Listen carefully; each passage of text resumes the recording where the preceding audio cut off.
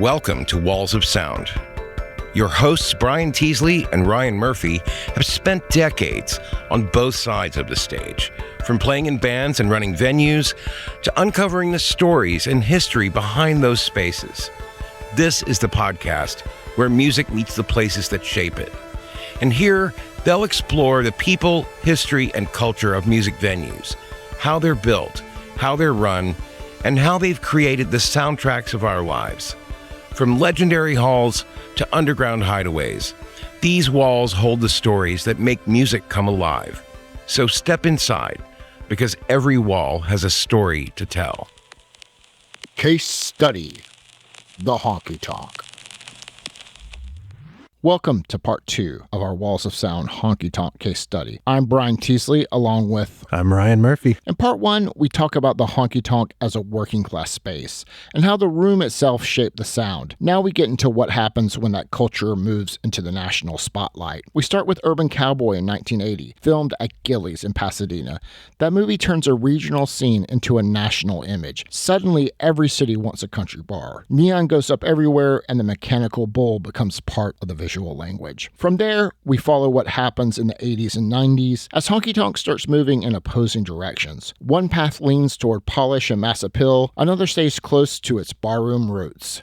We talk about the rise of dance club country spaces, the new traditionalists like George Strait and Dwight Yoakam, and how the culture keeps reshaping itself as the industry grows. And then we bring it to the present, where both directions still exist side by side. You've got tourism-driven country nightlife districts that have become mega monstrosities, and you've also got smaller rooms and local scenes still protecting the original roots. The question underneath the whole episode is, how do you let something grow without turning it into a version of itself that no longer remembers why it started in the first place? Now let's pick up the conversation where we left off, talking about the impact of Urban Cowboy. The movie Urban Cowboy, which came out in 1980, was shot at Gillies in Pasadena. John Travolta's fresh off Saturday Night Fever. It's kind of like a honky tonk version of Saturday Night Fever. 100%. Instead of people on the checkerboard light up dance floor, they were just two-stepping. Deborah Winger is great. I went back and watched that. I haven't watched it in years. You should watch it. It's surprisingly good. Okay. That just exploded. I think it's the fact that it was a real place, too. Could you imagine getting a better calling card in advertising than basically having a movie take place in your club? It's huge. I mean, that's one of those things where it's like all of a sudden you end up becoming like a franchise, whether you want to or not. Overnight, they had a national reputation. Yeah. It really gave it a spotlight, and it turned honky tonk not only into a vague idea, it turned it into a movie. Which is always kind of suspect in a lot of ways. Every city in America wants to have a country bar at that point. Neon goes up everywhere. Gillies got their mechanical bull in 78. I wonder what the first bar venue to install a mechanical bull was. I don't know, but I would imagine Gillies was on the forefront. No, agreed. But there again, you always think that, and then you find out there's actually a prototype in 1951. And aside, Manor Astroman was on tour. We were touring with this band. I really like their drummer kind of in this just like tour crush kind of way. And we went to this place, I think it was called the Hurricane in Kansas City. That was beyond. No, maybe that's where we played, and there was a bar behind it. Anyway, we went in there just as a lark, and as soon as we all went in there, both bands and crew, everybody's looking at us like, what the hell are you guys doing in here? Okay. We look like just nerds. Yeah. And there happened to be an electric mechanical bull riding contest, and there's these cowboy kind of guys. And I was so amped up after the show. I was like, I'm going to enter. And they're like, what? And I was like, yeah, I'm going to enter. And it wasn't like Fantasyland and Disney World, just kind of swinging around. It was like serious flopping people into whiplash. And I was like, I'm going to do it. I'm going to do it. And this girl was there, and I was like, they're not going to get me off this damn bowl. And I won. Wow. I won the contest, and the cowboy dudes were bummed. Yeah. They were so bummed out. I'd be pissed at you. But it's one of 3 proud moments that I have in my life. That's sad, right? It's sad.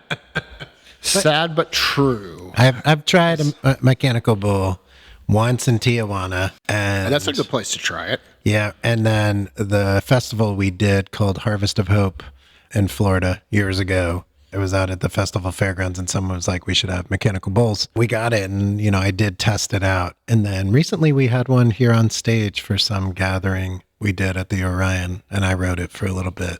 It was really cold that night. It didn't feel... Yeah. It wasn't like mechanical bull riding. No, there's an ice rink in the pit. Right? Yeah.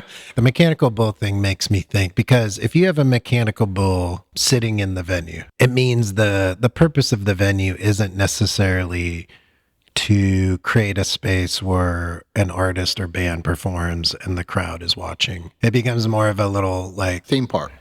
Yeah. So it's like there's going to be more people watching the person on the mechanical bull than the person on the stage. It's like, does the music become background music? Because I'm always fascinated how venues evolve in a way that one way or another has to monetize on one thing over another, versus like, are people coming here to watch the music or coming because we have great pinball machines now? And then the pinball machines are louder than the person Yeah.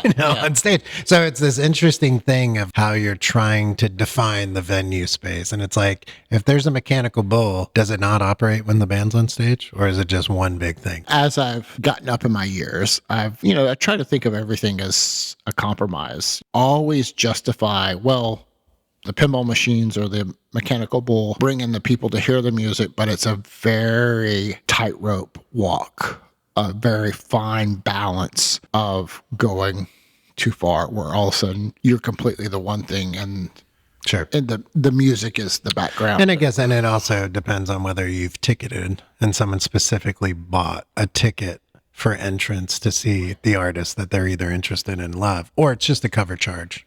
Or it's just free. This kind of just brings me back to thinking about the quote unquote honky tonks on Lower Broadway. It's a cacophony in the streets because there's a band playing on every level of every honky tonk on every hour of the day. Every hour of the day, like 24/7. And so many of those musicians are using it as a paying gig, but also hoping to be discovered. There's so much of that. And it's like, wow. But the people flooding in the doors, what are they there to see? People, spectacle. That's right. Volume. That's right. Yeah. Volume of all kinds, volume of people, volume of sound, volume of visual stimulation. It's just completely sensory overloading. Think about going to Bourbon Street in New Orleans and you're like, I want to go to discover what I think I understand as this New Orleans jazz sound. So I'm seeking out the ones I've heard of. And then I get there, it's just a big party, which is fine. But is that like, you really have to kind of scratch a little deeper. And those places are in Nashville too, but I often try to think about like, what would it be like if I was a student that had traveled down to New Orleans or went to Preservation Hall in the early 60s or whatever, or saw Bill Street back in the day. Unfortunately, my really two viewpoints of Lower Broadway, Bill Street, and say Bourbon Street are either when 80s, 90s, blight and dark and dangerous, or this modern commodified tourism. I really long to build a time machine and feel like, what was it like when it was really authentic?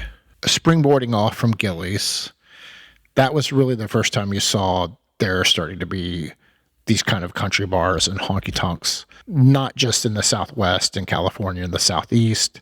You started getting them in places like Chicago and LA and Newark, and started veering into pop country as everything kind of got confused at that point. And this is in the 80s when we start getting honky tonk dance classes, line dancing. The songs started becoming smoother. The steel guitars were still there, but they were definitely dressed up a little bit, and everything became a little more mainstream in the sense that I also think that starting to have television come in sway more, especially as you started getting CMT, these things that have to be presentable on television. You're not going to get the same kind of thing as you are at the Palomino Club in 1967. Right. So it's just another swing in that same direction we're talking about when Nashville was adding horns and making sure George Jones had a crew cut, and the things that were, there was a bit more of a polished for digestion on a larger level.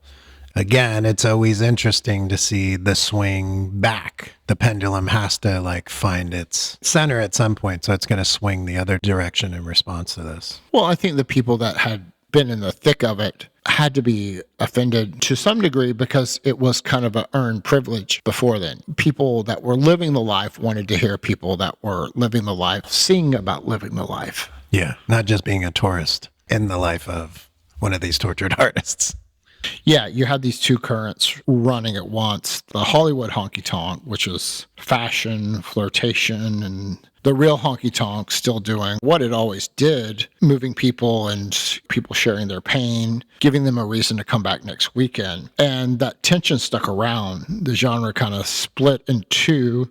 Yeah, the radio-friendly pop country crowd that embraced the urban cowboy sheen. And then you had the diehards, the people who never stepped away from going to the same bar, ordering the same beer, playing the same George Jones record on the jukebox. It really split into this dichotomy of worlds between pop country and the people fighting to stay authentic. If anything, it proved how flexible honky tonk was. You could get all gussied up, or you could go to some low rent place on a roadside bar, see guys still possibly playing behind chicken wire, or maybe at least Jeff Healey and Patrick Swayze and Sam Elliott. As you describe that, it just makes me think there's a resilience too, just as much as to the blues. You know, if we're just going to kind of take some broad strokes on it, this is a musical genre that was born from spaces that either had to evolve or continued to evolve because of influences, and there's like reaction to that each time that keep it growing. And just as much as like, I mean, the blues is like still such a prominent genre that either outwardly or just in so many ways influences everything we do, like musically. There's so much of the blues and everything. You have these paths and these circuits and this evolution, and I think it speaks to the resilience. Even though fads will impact and kind of steer, the resilience of it to be born again, like reborn into like finding its roots is really cool. This is indeed where we get one of those waves of what you might call the new traditionalists with George Strait, Randy Travis, Dwight Yoakam, Alvin Jackson. They're not just retro, they're channeling old school honky tonk, but with a new sort of polish. A lot of great stuff in there. George Strait had a lot of restraint, steel guitar and heartbreaking lyrics, but still they had a certain respect for everything. There's an honoring of still. I think with those artists in particular, there's an honoring of keeping it within the box of what they felt was traditionally important with that genre of music. I mean, it felt old school. Right. What they sing about feels old school. It's not like they're not trying to push the envelope of singing about topical things even. Yeah. They're singing about the things that were being sung about in the 1940s. Yeah, they're not singing about everybody was kung fu fighting.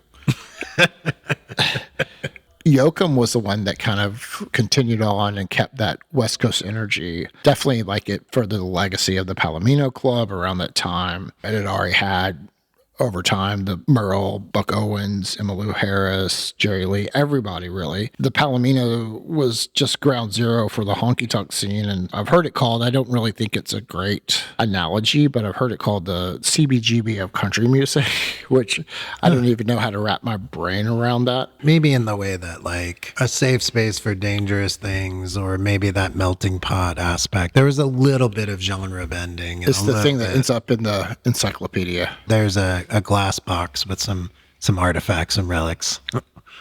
This is, of course, where we get the boot scooting craze. You start having country dance clubs as a evolutionary cousin to discos, with these just massive amounts of square footage and dance floor and these structured lessons and glossy posters. Stuff I'm talking about for this is Brooks and Dunn, Travis Tritt, Garth Brooks, even to his credit, he would still do a lot of tiny little joints. So if someone like Garth Brooks, who I think is probably a little insane. He had the best quote at the Polestar that year, though, where he said, "I don't believe in capital punishment except for secondary market ticket sellers."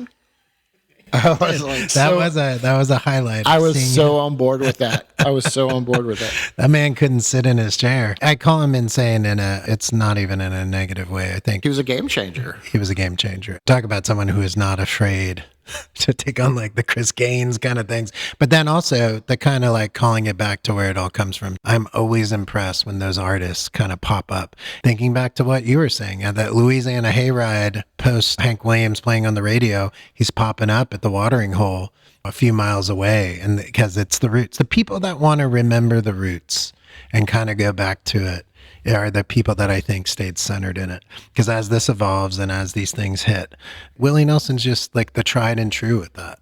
It's just, he's always going to go back to his roots. Certainly one of the purists spiritually, like Garth and these other performers. The scale got a lot bigger, but in a lot of ways, the DNA still stayed local. Some of the places that we're talking about here, the Grizzly Rose in Denver, the Wild Horse Saloon in Nashville, Cowboys in San Antonio, all of them were big, but they were trying to capture that barroom intimacy and the idea that a person singing the song might still be sitting next to you in the parking lot 10 minutes later after their set. There was still at least an attempt to have a realness to the experience, but it wasn't all rhinestones and friends in low places. You still had very working class honky tonks, dives, these kind of unglamorous and imperfect places. It's crazy. We've gotten this far in. I haven't talked about Tootsie's Orchid Lounge yet, right by the Ryman. Seeing how fast that corridor has evolved, even over the last few years. Like you can see the peak of the Ryman from the street,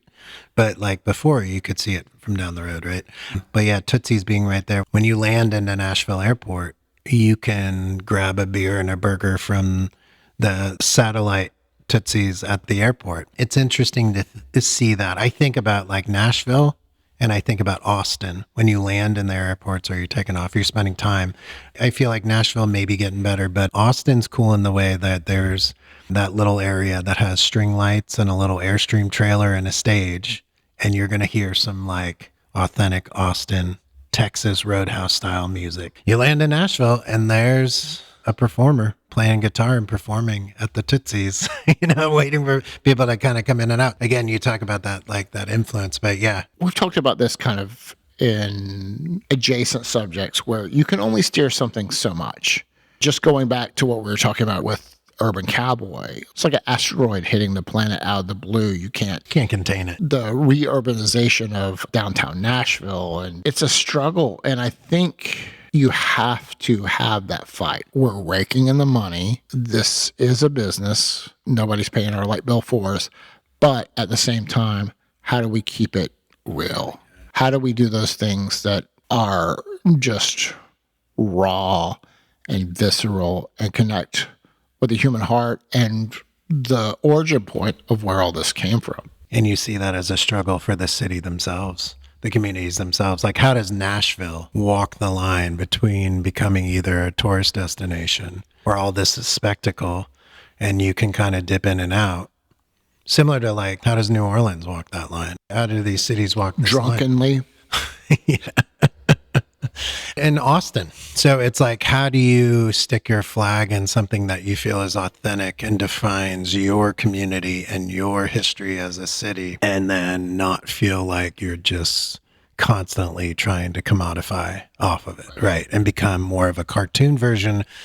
There's strongholds, which like in Austin, New Orleans, and Nashville, the three cities, it's like the resilience of the culture and the music we're talking about is still popping up in reaction. The glossier it's going to get, the grittier it's going to get on the other side around the corner. I think one interesting thing about this period too, we're talking about the 80s, 90s, is it really opened up the door, or the women opened up the door for themselves of this era. I'm talking Patti Loveless, Lori Morgan, Pam Tillis, Reba. They were all starting to get on the jukebox and the dance floor. Honky Tonk was still very male-coded, but women were absolutely central, both on stage and in the crowd. And you'd see female fronting bands dominating nights in Texas, Missouri, all these type of bars, which was long overdue. Long overdue. And I think so many of the women that either had to kick down the door for themselves, it's like Patsy Cline, Kitty Wells. Right, Kitty Wells. One I think of that is so critical, and I love her influence and I love how she maneuvered her life and everything, was Wanda Jackson. She's from Oklahoma City, I believe.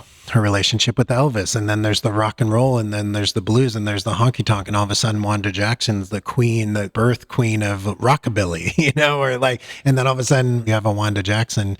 She's more popular in Japan than she's ever been in the United States. You know, something like crazy. So you have these people that have come out of this, especially women who have, I think they've done more to even like genre bend and kind of influence in ways that like we're still seeing. I use Wanda as an example in Japan because it feels very global in their influence. It even starts to open up into queer country and diversifying even further where country is for everybody or anybody who wants to be part of it. By the late 90s, there was another shift, and it just kept getting slicker, bigger, more mutt-langed out, less barroom, more the boardroom. This is the rise of Shania Twain, Faith Hill, and crossover points toward much more radio-friendly sound. This is where you really start seeing modern country music compete with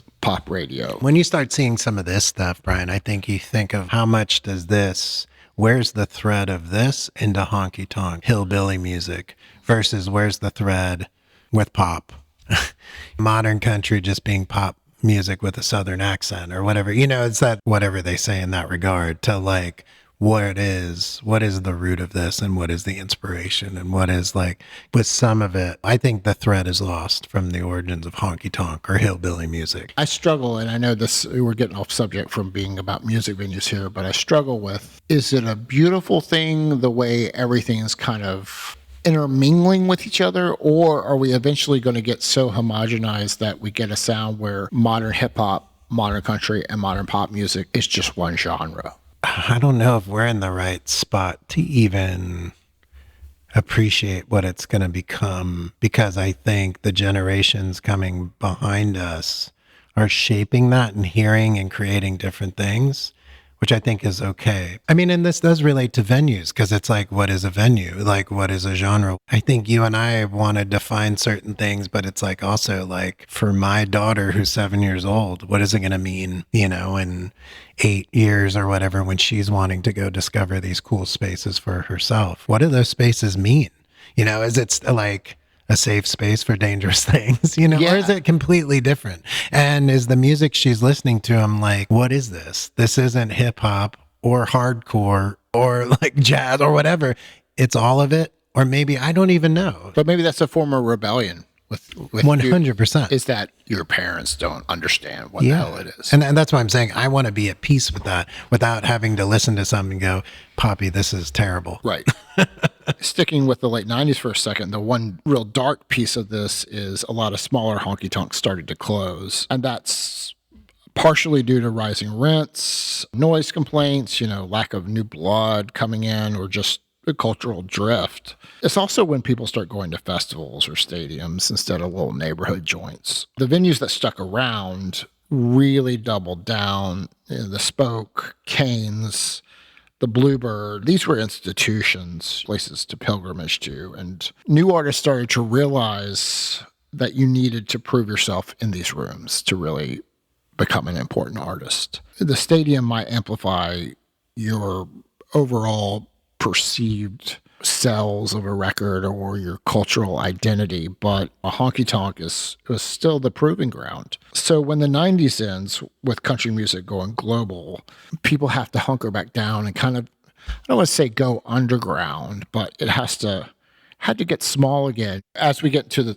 2000s and start to have that generation that was somewhat came out of some of the ideals of the 90s with punk rock and indie rock and old school, old-timey ideals. You get people like Del Watson, Wayne Hancock, Robbie Folks, who I love, guys that weren't at the top of the charts, but they really kept the flame alive, and they played rooms that mattered. Jenny's Little Longhorn in Austin, of course the Bluebird, the White Horse, places like the Redwood Bar in LA, Skinny Dennis's in Brooklyn, and even some weird little basement bars on the West Coast. You've got honky tonk clubs in a very small way, but popping up in cities that used to roll their eyes at country. That was kind of a big revelation, even though it was small in scale at the time, but that opened the doors for hipster is always such a coded word, but by the 2010s, you did have these hipster type of honky tonks that are a full-blown subculture. I don't think that's a bad thing. I think that's just the next generation. But it's interesting. I think about like a Dale Watson's a good example of like first time I saw him was at a space that usually only had like indie or punk shows. It's like you'd have these artists. Now all of a sudden it's honky tonk as a genre, or like this Americana, this roots Americana, bringing it back, but it's finding the independent circuit. You started having these types of bands playing the Bowery Ballroom, That's right. Mercury Lounge, like places that you normally would identify with indie rock. When you look at, going back to Hank Williams, you look at Hank III, his grandson, right? He's someone who's embraced somewhat his father's legacy, definitely his grandfather's legacy, and then swirled it all within this punk misfit. Like he'll go out and do a set of Misfit songs. Right. You know, Right. and then he'll do a set of his grandfather's songs or whatever. And it's like he took the punk sensibility and grassroots DIY and mixed it with his, you know, a bit with his dad's, but definitely his granddad's hillbilly honky tonk. I started seeing that and I was like, oh, I'm starting to connect the dots. All these artists have access to information that we never could have dreamed of. It's everything That's everywhere all at once. You can kind of take it all in, or as much as you want to take it in. And this is Sturgill Simpson we get in this era, you know, that's coming up and still so prevalent. Margo Price, Charlie Crockett, Orville Peck, who is such a voice. You know, they all have honky tonk in their DNA. I think they have honky tonk and then they somehow pull the pureness of it, of its roots, and then kind of flip it in a way. Orville Peck being the most playful. What a great thing to see. I mean, his voice, that's a voice that was like born of another time, but then you have all the trappings that come with like his queer identity and his politics and how he's putting himself out there. I think people seeing that these things were viable in these mid-size indie rock clubs kind of gave the idea that we can have actual honky tonk. There's enough of this music out there to try. Honky tonk start re-emerging. God knows how long the Empty Bottle in Chicago has been having the Friday afternoon honky tonk band playing, people having line dancing in hipster bowling alleys, and, you know, just kind of in the digital world, this need for something real and tactile and fun. Going back to Sturgill real quick too, I was thinking about there's that thing from a few years ago where Sturgill had really blown up and was becoming a bit of a phenomenon. There was the CMAs were being held at Bridgestone or whatever, you know, and either I think his refusal to go or like wasn't invited. There's that video of him performing outside of it with an open guitar case and just performing. And of course, there's a bit of fuck you and a bit of tongue in cheek, which makes like Sturgill awesome. But there's also a bit of like, that's a reaction. And that's what I mean. You know, there's going to be that reaction each time. It's good to shake things up because that's when more women and more queer folks kind of come into the modern honky tonk scene. You get Jamie Wyatt, Brandi Carlile, the whole Lavender Country revival. These are deeply inclusive spaces that people have these artists at. And after pushing back against the dudes fest, sausage fest of everything for so long. If you strip away the patriarchal aspects of everything and you go back to the roots of what, again, safe spaces for dangerous things, these spaces were meant to be, you could be yourself despite cultural norms and the things that were happening, like war, poverty, oppression, like the things, you could find these spaces and be yourself. Back then it served the purpose of what was a bit of like segregation happening just naturally because of the culture. Sure. I mean, I bet you the history we're told is so different than what the history was. There was such a blend of juke joints and honky tonks in the way of, I think, working class people finding that solace in each other. I think the musical, just as much as we are discovering the African influence on Southern food and music and country music and the banjo, what you're talking about, it's like, it's the Scotch, Irish, African, which was all the working class, the downtrodden, the oppressed peoples coming to the country, working these mines and oil fields. And so I think because of that, we now are seeing this evolution of like, if it goes back to its roots, it has to be an inclusive space. A safe space for dangerous things. And danger can be defined a ton of ways, but it's just like knowing that like dangerous really means that you still are outside conventional norms and you are finding this safe space to find solace. Everything great about America has always been ugly, beautiful mishmash of all the cultures thrown together here. Right. And the lines are always blurred, but that's what makes it incredible, especially on a musical identity of the country. Yep. It's an interesting time because honky tonk is probably as fractured as it is alive. Some rooms are pure nostalgia. Some are ironic, obviously. Some are freaking spiritual revivals, but all of them hold the echo of the past. If I were to go to a city, any sort of city across the U.S., I guess globally or well, and someone goes, hey, there's a great blues bar down the road, what comes to mind is I'm going to get to go there and see a great blues artist. It's dimly lit. There's a vibe.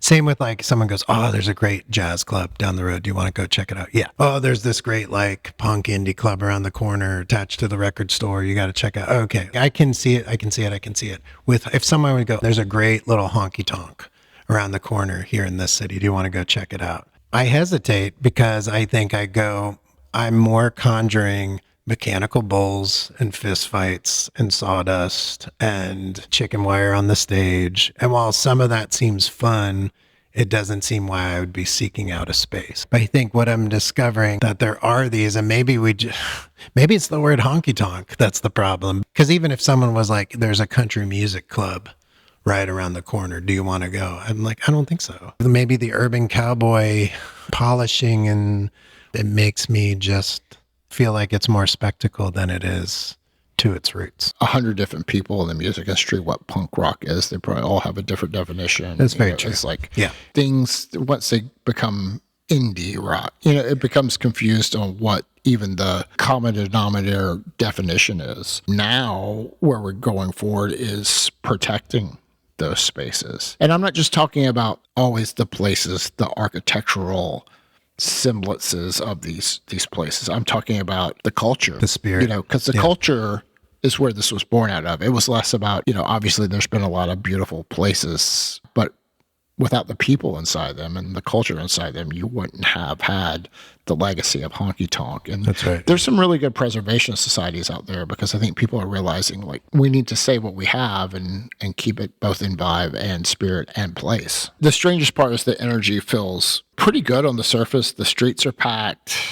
The bands are tight and playing great. Everyone's having a blast, but it's curated chaos. Broadway has become a simulation of its own legend. That's sort of the paradox is what people come to experience. The rawness, the stories, the edge has been engineered into a product. You can buy vintage neon lights that look old. You have bars that are pre-distressed to look like they've been around for 60 years. The floors look scuffed. The idea of imperfection has become perfected. It's not just a Nashville problem. It's happening anywhere with the mythology of country nightlife, especially when it meets real estate, the push and the economy of real estate, how much that affects these sacred spaces. If we were to ask any sort of AI program right now to show us like a visual of like a honky tonk, I'd be really curious as to what would pop up. Oh yeah. and to your point, show me a visual of a punk rock club. And it's like mohawks and spiked bracelets and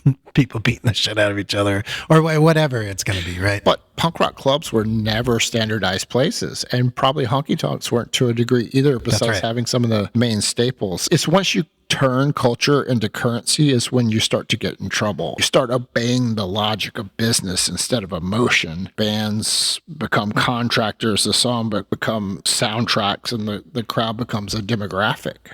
What's interesting is thinking back to where all of this still centers and will center around the sale of alcohol. These places are always going to feel like they have to evolve in a certain way as watering holes. Now, that might differ sometimes from like the DIY spaces and some of the places that are more youth oriented. I think that's appropriate. The sustainability and the economics around it all. How do we commodify culture, but not in a way that breaks it? How do we use it to invite more people in? Because as much as genres can be siloed or cultures can be siloed, I think ultimately the goal purely should be invite more people in. That's the conundrum, is that the tourist version is always going to win by volume. It's loud, it's photogenic. Because it's lifestyle versus a tourist. If you're living a honky tonk lifestyle, you got some shit going on. You know, if you're living a blues lifestyle, you got some shit going on. If you're living a punk rock lifestyle, you got some shit going on. This is a day-to-day thing. But I think that speaks to more people than it doesn't. But I do think being a tourist in other cultures is interesting when it comes to this. I'll be interested to see how generations after us kind of see this and see it through that lens. Probably somebody smarter than myself might make a cultural argument to say that because of the whole country music Times Square or Broadway, it allows that substream to exist of the authentic places and the places where, even if it's not a honky tonk by all intents and purposes, that there's a night of the week that, say, the Basement East or somebody has, that is a very viable night and provides a job and an opportunity and an experience for musicians and people that come out to the show. And I think the right people that are reacting in the right ways are framing it that way. I'm curious what the ultimate longevity is on these celebrity bars, because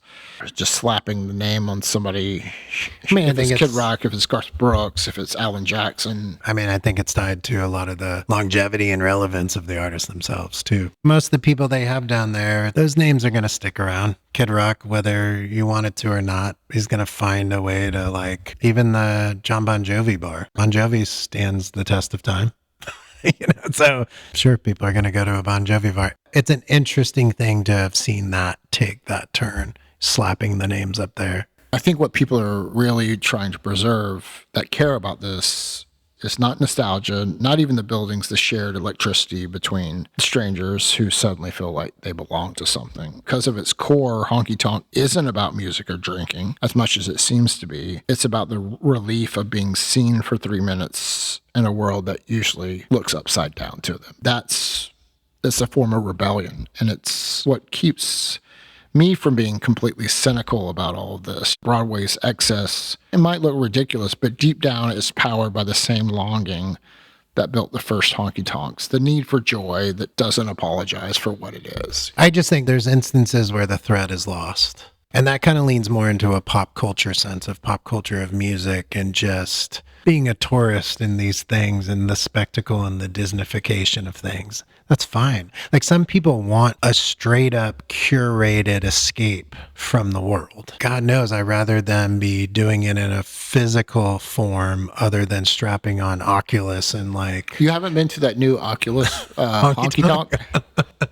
But I feel like at least people are still gathering, for better, for worse. So I think the thread can be lost, and that's fine, and that has its place. But even if it starts looking a little different and feeling a little different, the thread is still there, exactly, that longing. These all come from a sense of longing and wanting to belong. That is a human experience that will never cease. Like, again, the resilience. Like, I'm amazed it took me thinking about honky tonks and a honky tonk, which is still like weird words to say. Honky tonk's a weird word to say. The phonetic nature of it comes across a little demeaning almost. It's like either demeaning or cartoony. Cartoony, yeah. Yeah, it's like boogie woogie. It's a hard thing to take seriously. But through this process, like seeing how much of it... Because journalistically, it was kind of a derogatory... Well, just like punk. Yeah. And so it's just like, so to take that word and to own it, there's power in that. And I get that. And that's the thread that I think can't be lost. I thought I knew a passing version of the history of honky tonks, but man, when we started following the seams and seeing where everything's connected, I mean, it goes so deep and it mirrors working class American society and migration and diaspora. It's so dense. We could do a whole podcast that continues on for so many episodes on just the history of honky tonk spaces. That's just like a springboard for me to even understand and kind of dive into and curate playlists off of this that I will enjoy. But what I like above all was thinking about this in the lens of like how we talk about spaces and music. This was a sound created from a space out of necessity. And how cool is that?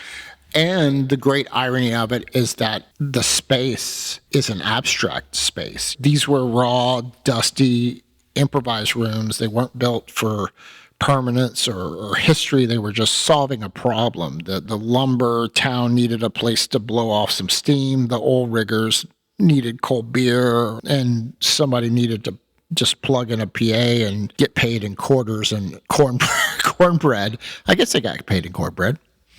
But yeah, I mean, so culturally as significant and important as the church on the other side of the block. It was somewhere to get away from your shift or your husband or your wife, or just get some silence. And it ended up being not just a scene, but a style, a lifestyle, of music for sure, but also dress, design, architecture, rhythm. Like, it's become its own American mythology. And it's a mythology that grew backwards. People didn't call them honky tonks until way later, but all at once they did. We finally had a name for the feeling we've been chasing, the jukeboxes and bathrooms our whole lives. So retroactively giving the room a soul, and once it had a soul, it became sacred, flawed and dirty and stumbling, but sacred nonetheless. Ultimately, community, spirit, vibe, a scene, it's not necessarily about the space, and I think this is what we've learned.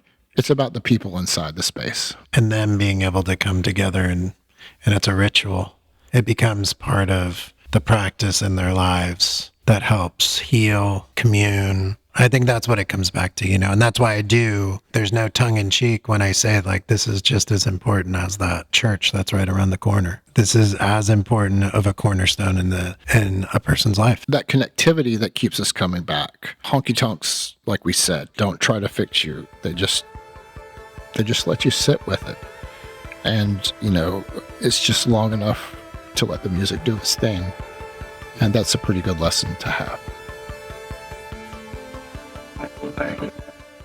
We can't thank you enough for tuning in to this Walls of Sound 2-part series on the Honky Tonk case study. Some material that we leaned heavily on while researching this were books like The Broken Spoke, Austin's legendary honky tonk, 20th Century Honky Tonk, The Amazing Unauthorized Story of Kane's Ballroom's First 75 Years, Reading Country Music, Steel Guitars, Opry Stars, and Honky Tonk Bars, Country Music, A Cultural and Stylistic History, and finally, Lost Highway, Journeys and Heartbreaks in Country Music. We hope you tune in again for the next episode of Walls of Sound.